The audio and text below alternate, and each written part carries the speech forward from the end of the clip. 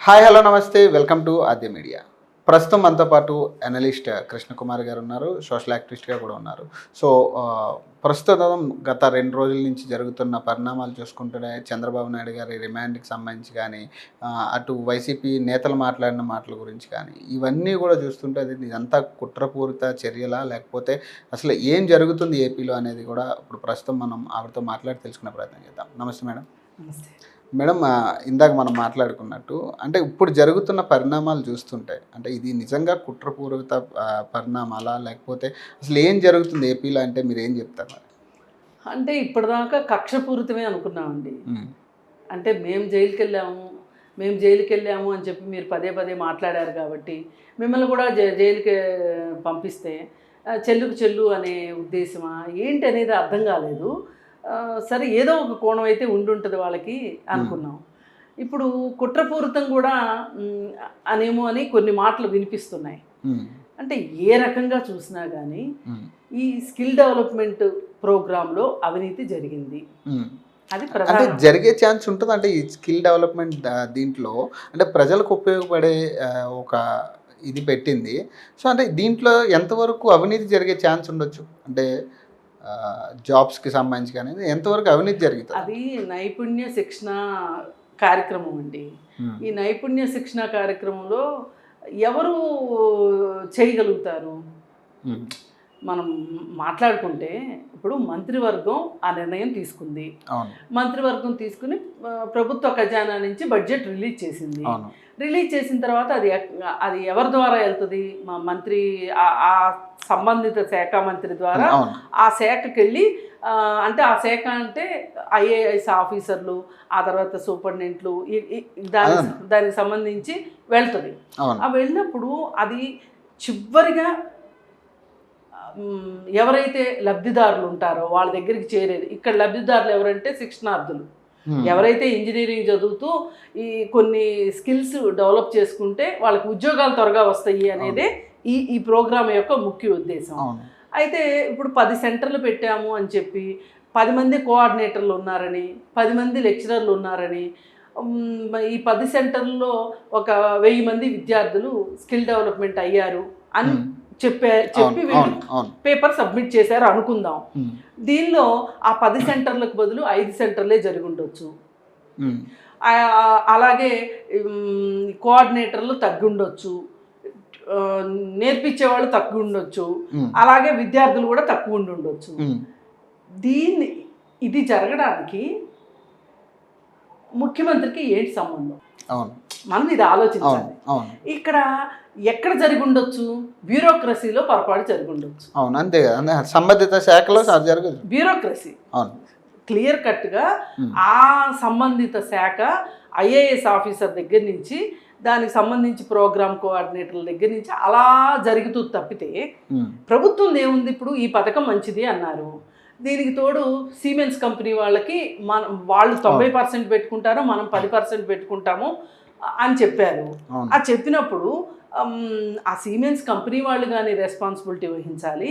లేదు అనుకుంటే ఈ ప్రభుత్వం గనక ఈ నిధులు విడుదల చేయకపోతే, వాళ్ళు విడుదల చేశారు మీరు చేయలేదు, ప్రభుత్వానికి అసలు ఇదేనా పట్టింది అని మాట్లాడతారు. ప్రభుత్వం పని అయిపోయింది. అక్కడ పర్యవేక్షణ చూడవలసింది ఎవరిది? సంబంధిత అధికారులు. ఇప్పుడు ఈ అధికారులు సరిగా చేయలేదు అంటే గనక ఈ అధికారుల్ని పర్యవేక్షించవలసిన మంత్రిత్వ శాఖ, ఆ మంత్రిత్వ శాఖని పర్యవేక్షించాల్సిన బాధ్యత ముఖ్యమంత్రికి ఉంటుంది. ఇక్కడ ఏదైనా అవినీతి జరిగింది అనుకుంటే పర్యవేక్షణ లోపం జరగాల్సిందే తప్పితే నిధులైతే కిందకెళ్ళిన నిధులు మళ్ళీ వెనక్కైతే రావు కదా. మీరేం చెప్తున్నారు? సూట్ కేస్ కంపెనీలు పెట్టారు, సూట్ కేస్ కంపెనీల ద్వారా నిధులు దేశం దాటిపోయినాయి, మళ్ళీ మీ ఖజానాల్లోకి వచ్చినాయి అని చెప్తున్నారు. ఆ సూట్ కేస్ కంపెనీలు ఓనర్లు ఎవరు? అవును, అంతే కదా, చెప్పాలి కదా.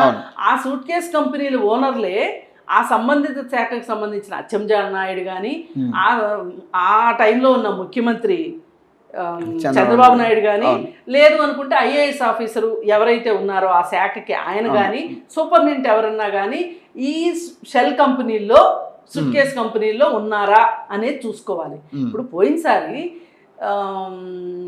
జగన్మోహన్ రెడ్డి వాళ్ళ నాన్న అధికారంలో ఉన్నప్పుడు ఆయన షెల్ కంపెనీలు ఓపెన్ చేశాడు. ఓపెన్ చేసి డబ్బులు రాబట్టారు క్విట్ ప్రోకో ద్వారా. ఆ రాబట్టిన డబ్బుల్ని విదేశాలకు తరలించారు, మళ్ళీ వెనక్కి తీసుకొచ్చి ఇక్కడ ఆస్తులు కొన్నారు, అన్నీ జరిగినాయి. ఇదంతా అందరికీ తెలిసిన విషయమే. ఇక్కడ A1, A2, A3, A4గా ఎవరెవరు ఉన్నారు?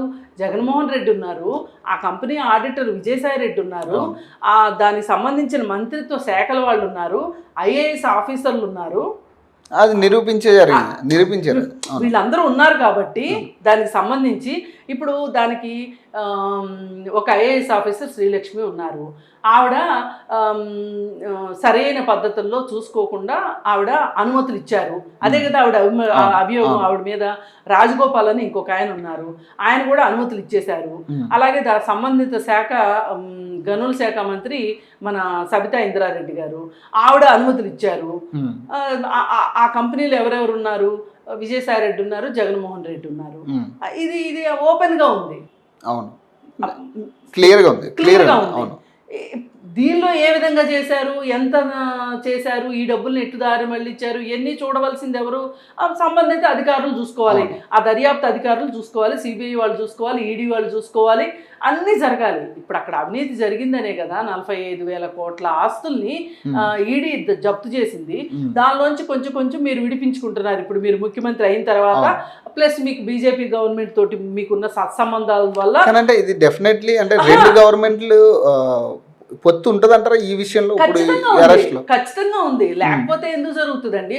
నేను మాట్లాడుతుంది ఇప్పుడు ఈ కేసు గురించి కాదు, ఈ జగన్మోహన్ రెడ్డి కేసు. దీనికి లింక్ కోసం నేను చెప్తున్నా ఇదంతా. ఇప్పుడు ఒకవేళ ఇలా జరగాలి అంటే, అవినీతి జరగాలి అంటే ఈ విధంగా జరుగుతుంది. అంతేగాని స్కిల్ డెవలప్మెంట్ ప్రోగ్రాంలో అవినీతి ఎట్లా జరుగుతుంది? ఈ కింద ప్రోగ్రామ్ ఇంప్లిమెంట్ చేసేటప్పుడు లేని పిల్లలు ఉన్నట్లుగా చూపించి, ఆ జరగని శిక్షణ జరిగినట్టుగా చూపించి, ఆ నిధులు దుర్వినియోగం అయితే జరుగుతుంది. అప్పుడు ఎవరిని పట్టుకోవాలి ఈ విషయంలో? శాఖల వాళ్ళని పట్టుకోవాలి. పోనీ ఆ శాఖల వాళ్ళు ఏమైనా మీకు ఇది అచ్చెన్నాయుడు గారి దగ్గర నుంచి కానీ, చంద్రబాబు నాయుడు దగ్గర నుంచి కానీ మాకు ఆదేశాలు వచ్చినాయి, కనీసం మౌఖిక ఆదేశాలు వచ్చినాయి. అందుకే ఈ ప్రోగ్రాము అసలు మీరు ఊరికే మనం నిధులు విడుదల చేశాము, ఆ ప్రోగ్రామ్ చేయక్కర్లేదని ఏమన్నా మీకు చెప్పారా? లేదు. మరి అట్లాంటివి ఏమన్నా మీరు నిరూపించుకోవాలి. కానీ నాకు సామెత గుర్తొస్తుంది, తాజడ్డ కోతి వనమంతా చెరిసిందని చెప్పి. ఇప్పుడు మీరు నేరస్తులుగా సమాజం ముందు ఉన్నారు కాబట్టి, మీరు 16 నెలలు జైల్లో ఉన్నారు కాబట్టి, ప్రపంచంలో అందరినీ నేను నేరస్తుల్ని చేస్తాను, నా ప్రత్యర్థుల్ని నేరస్తులుగా చేసేసి వాళ్ళని శిక్షిస్తాను, రిమాండ్కి పంపిస్తాను, ఇప్పుడు ఎట్లయితే నాకైతే బ్లాక్ మార్క్ పడిందో మీకు కూడా బ్లాక్ మార్క్ వేస్తాను అని చెప్పటంలాగా ఉంది తప్పితే ఇది వేరేగా లేనే లేదు.